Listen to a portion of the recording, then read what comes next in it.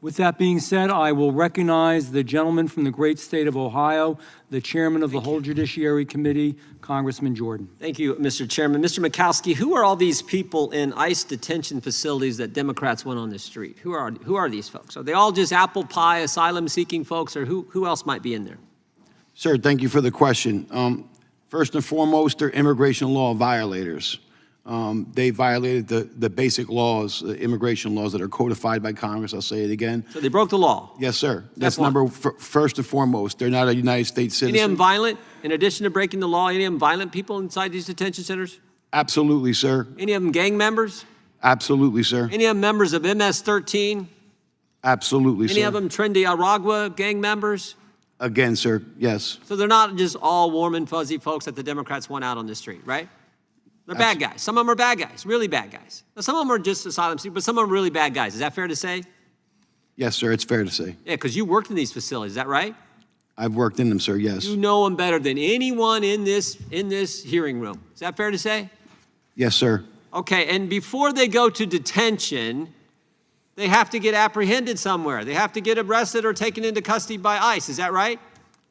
Yes, sir. You got to get them somewhere. You know, maybe it's on the border, maybe it's somewhere else. But you have to get them before you take them to the ICE detention facility.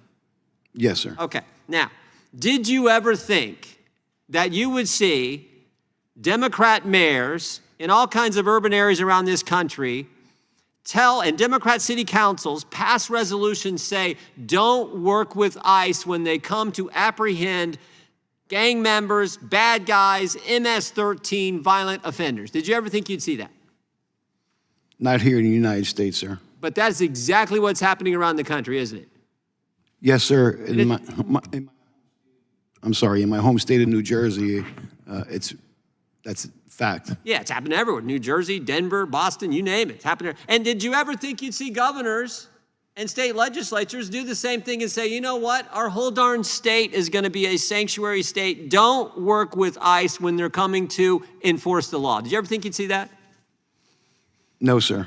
Did you ever think you would see judges in their chambers tell the bad guy, hey, talk to his lawyer, hey, slip out the back door because the ICE agents are coming in the front door to enforce federal law? Did you ever think you'd see that? No, sir. And did you ever think you would see what happened last week or 2 weeks ago, I should say, in New Jersey? Did you ever think you'd see members of Congress engage in that kind of behavior?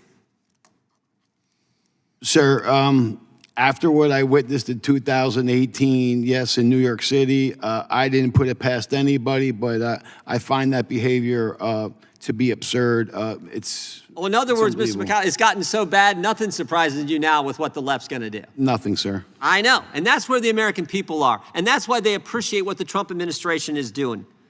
Why is it better to arrest people at the jails or at the courthouse, Mr. Mikowski, than it is out on the street? Why is that better?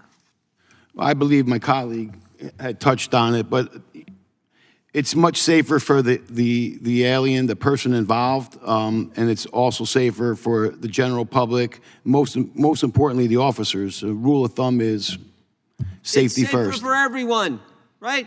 Yes, sir. It's safer for everyone. Safer for the migrant, safer for law enforcement, safer for the general public. Because you don't want to happen what has happened already because of the crazy left-wing policies that some of these cities and states and now judges have. When you could send two, it's cheaper for the taxpayers. Instead of sending 6 guys to arrest them on the street, you can send 2 guys to get him at the courthouse or at the jail. But that side says no. We're for the sanctuary policies. We're for making it tougher on law enforcement. We're for endangering the community. We're for making it tougher on the migrant and going out and arresting them on the street. Really, one of the craziest things I've ever heard. Would you agree, Mr. Mikowski?